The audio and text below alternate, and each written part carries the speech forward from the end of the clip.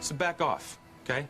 Let me have Whitney, and then I can do you a favor, and I don't have to tell TC about your sordid affair with the sainted wife. I should have killed you at birth. Damn it, old man, you're hurting me. Good. Unless you want to find out just how ruthless this old man can be, you'll never threaten Eve or me again. One more thing. You stay away from Whitney Russell. Don't hurt her the way I hurt her mother.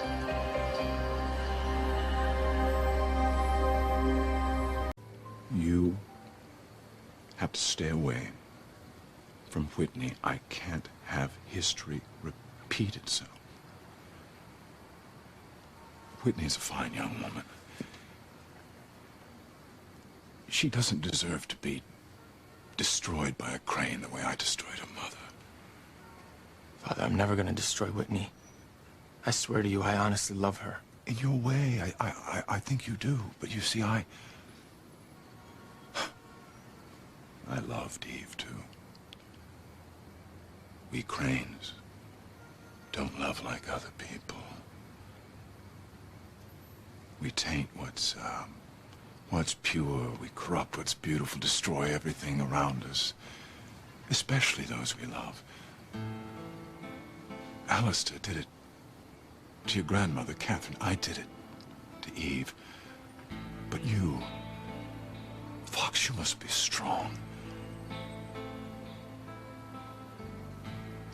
Spare Whitney the fate of being loved by a crane. I mean, Chad has made mistakes, but in the end, he'll be good to her. They'll be happy together like Eve and TC. No. No. How can you even compare the two? Chad was married to another woman. He never even told Whitney about it. He'll get a divorce. Whitney will forgive him. He'll do right by her. I'm not asking for myself. I'm asking for Whitney's sake. If you truly love her as much as you say you do, God, leave her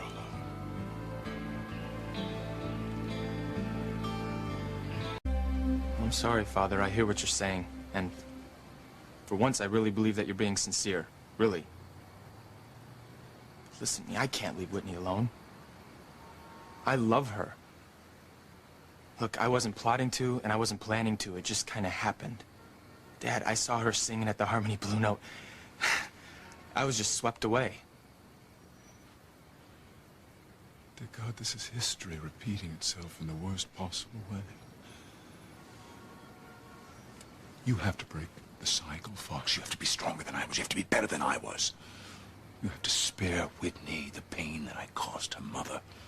If I'd left her mother alone all those years ago, she and TC would be having a wonderful life. They wouldn't be clouded by all these secrets hanging over her head, secrets that threaten to destroy everything that she holds dear. If you truly love Whitney, you'll leave her alone. You'll spare her the fate that her mother suffered because I loved her.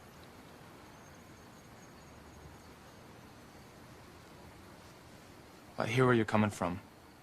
And I gotta tell you, it's amazing to see that you actually have real feelings for someone. But, Father, look,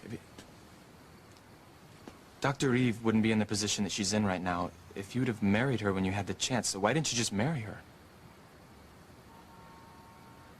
My father wouldn't allow it. I was too weak to follow my heart. Your father wouldn't allow it. Well, then maybe the lesson here is that if I stand up to you the way you wanted to stand up to grandfather then, I can have the life with Whitney that you should have had with her mother. Dad, you and Eve, you could be happily married right now, and neither one of you would have anything to hide. Standing up to father would have been one thing. Living with the consequences, quite another. He would never have allowed us to be happy, nor will TC when it comes to you and Whitney. Well, fine. Well, TC may hate the Cranes, but you know what? He hates Chad even more. And you're going to take advantage of that and move in on Whitney when she's most vulnerable. No. I know that you can't help but see it that way. I mean, we Cranes are taught to move in on the competition when it's at its weakest, but that's not what I'm doing. Chad brought this on himself. He lied to her. And I'm gonna be there for her because I love her. And I know you can't help but see it that way. It's the Crane in you. But you're taking advantage of the situation. You know what? I thought we broke some ground here tonight, but, well, I guess I was wrong. You know what? If I'm a snake in the grass, then I'm a snake in the grass. Big deal. Fox, No, no. you know what? Excuse me, I have to go slither in for the kill. Fox! Fox. Julian, what are you doing here? I was on my way to see Gwen and Rebecca. Oh, of course. Me too. I promised Rebecca that I would come and check on Gwen before we flew back to Harmony with Whitney. I so wish the TC would let you use my plane. You know, TC, it just about killed him that you could fly us here to see Whitney. How is she doing, by the way?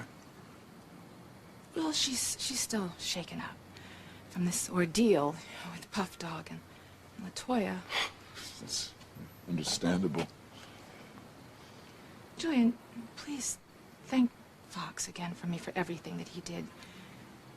If it wasn't for him negotiating with Puff Dog, Whitney and the others, they'd be dead by now. Undoubtedly. You should be proud of Fox, Julian. He's grown into a fine young man. Yeah. I'm just glad Whitney's all right. Yeah, me too.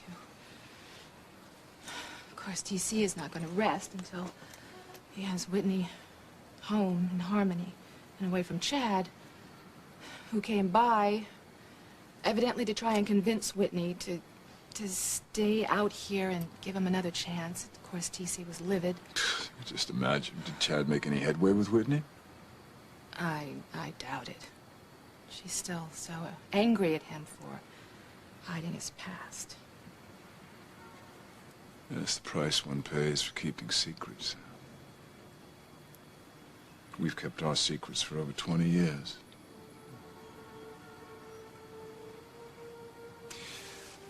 I think you're so selfless with Gwen. I mean, her loss must be such a painful reminder of losing our child. But Gwen's baby's gone forever, and our son could still be alive. I'm going to keep searching. One fine day, I'll find him. I know that I will. Thank you, Julie.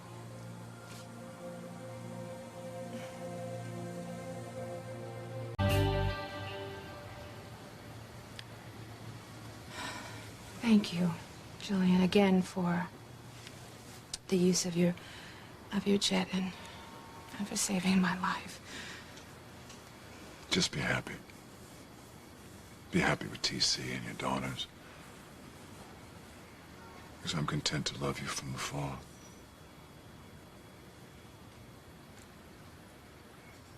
Well, good luck with Rebecca. I hope the two of you will be very happy together. Thank you. But I'm not going to marry Rebecca. You're not? If I can't have you, I'd rather be alone. Rebecca already suspects that you're in love with another woman. If you don't marry her, she could be just as dangerous to us as Liz is. I'm not worried about Rebecca. She'll never know that